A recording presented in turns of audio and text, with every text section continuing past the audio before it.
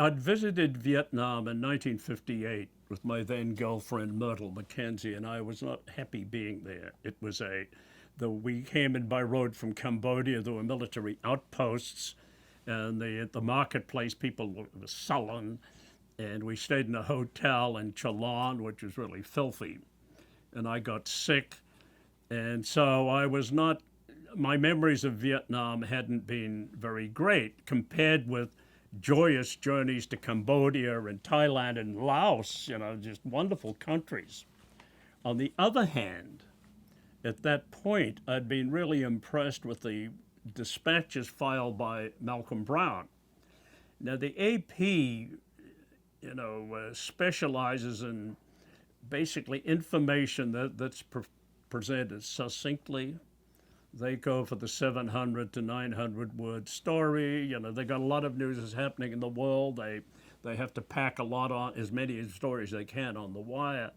But I noticed the AP report there'd be these 3,000 word stories by Malcolm Brown that were reading about his visits to Mekong Delta villages, going out with militia people, militia Vietnamese people, long stories about the politics. And there was some griping by AP people I met in Asia about that Brown had some in with management, because how come these were on the wire? And Brown did have an in with manager because he was hired by Wes Gallagher, who had met him when Mel was working in Baltimore after having been drafted and gone to the later part of in Korea in the late 50s, and had graduated chemist. But when he had been drafted, he decided that it'd be much better to be working on Stars and Stripes because he could write. And from that, he went to Baltimore, and Wes Gallagher met him and noted, with the perception that Wes Gallagher had, the AP president, who's had many friends who'd won Pulitzers and probably deserved one himself for his World War II coverage, that Brown had what it took. So he sent him to Saigon and encouraged him clearly by allowing on the wire these momentous stories. So I knew a lot about Mel when I arrived, simply because he was talked about and he'd written so much. And I was not disappointed. When I arrived there, I went to the Caravel Hotel, walked up to the bureau, which was just a block from the small palace that Ziem, the president of the country, was occupying while the main palace was being repaired from an air attack a couple of years earlier by discontented Air Force people.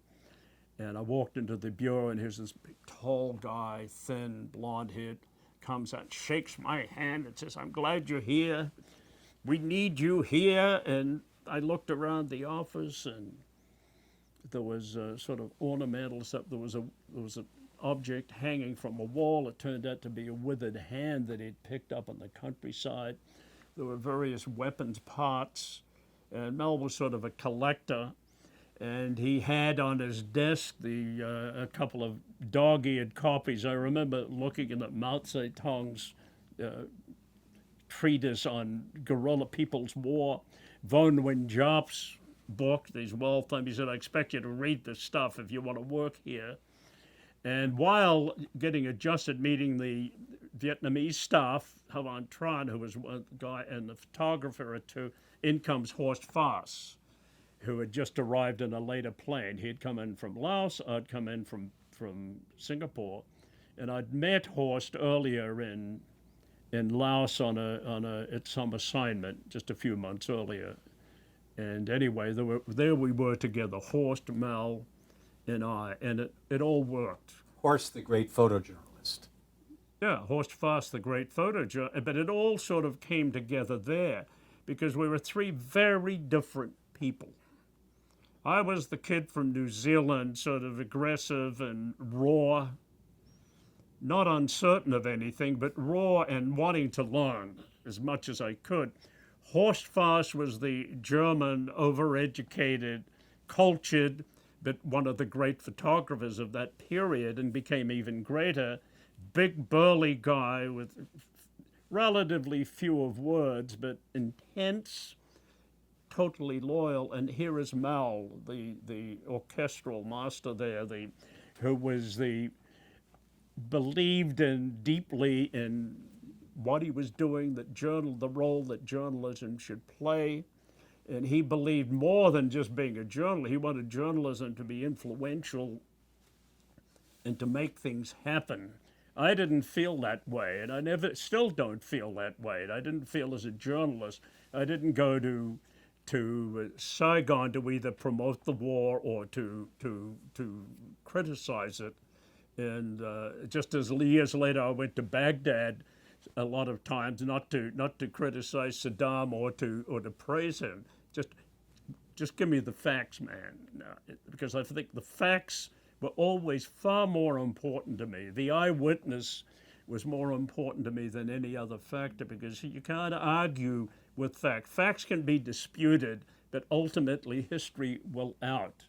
And I think my coverage of the first bombing of Baghdad war will bear that out, but we'll talk about that later. But here is Mel Brown, and to show you his industry, he handed me a 20-page pamphlet that he'd written with information, every aspect of covering the war and Saigon. He analyzed every embassy and the capacity for leaking valid information. He could be the dress code, the food, but most importantly, the war, because he had been out there at that point for a year. So this is what he wrote. And as I've got something I want to read to you here that he wrote of the instruction guide, and this is part of what the instruction guide said. The whole idea of covering a military action is to get the news and pictures back, not to play soldier yourself. That wasn't even always followed by some of the reporters who would come later.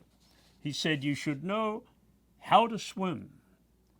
Canals and ditches are often above your head, and lie prone, above your head.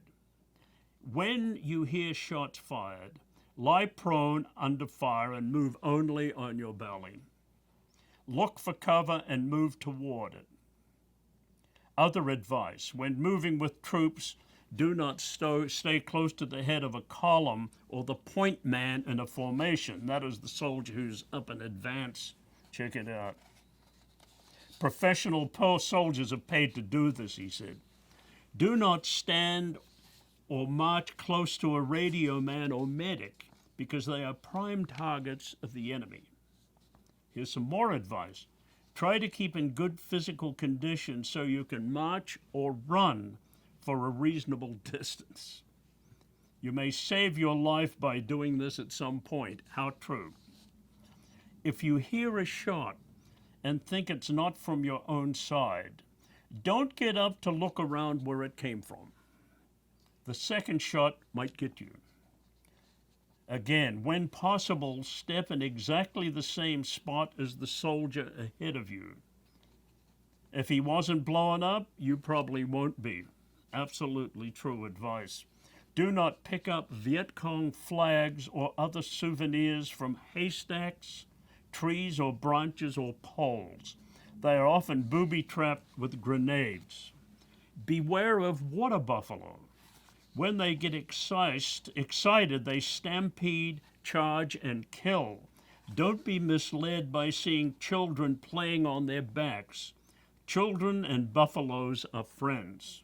And finally, he said, stick close to the commander, who is generally in the safest position available. And anyway, you'll learn more from him than most of the others. So, the most inspiring passage I felt in the war manual was Brown's definition of a war reporter's role, and I've got it written here. The job for the newsman as we see it is simply to cover all the news as fairly and as completely as possible. Our concern is not what effect a given piece of news will have on the public. Our concern is to get the news before the public. in the belief that a free public must be an informed public. The only cause for which a correspondent must fight is to tell the truth and tell the whole truth. It's a credo to live by. It's a credo to live by.